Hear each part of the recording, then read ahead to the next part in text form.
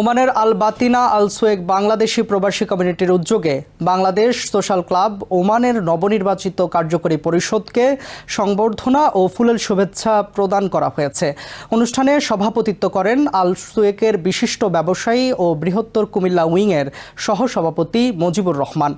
লোকমান আহমেদের সঞ্চালনায় অনুষ্ঠানে প্রধান অতিথি হিসেবে ছিলেন বাংলাদেশ সোশ্যাল ক্লাব ওমানের নবনির্বাচিত চেয়ারম্যান আজিমুল হক বাবুল সিআইপি ও বিশেষ অতিথি ছিলেন ক্লাবের পৃষ্ঠপোষক ইফতেখারুল হাসান চৌধুরী, ফাউন্ডার মেম্বার আলহাজ হাবিবুর রহমান সিআইপি, সহসভাপতি প্রকৌশলী আব্দুল লতিফ এবং সাধারণ সম্পাদক প্রকৌশলী আব্দুল হামিদ। পরে নবনির্বাচিত নেতৃবৃন্দকে ফুলেল শুভেচ্ছা ও সম্মাননা ক্রেস্ট প্রদান করা হয়।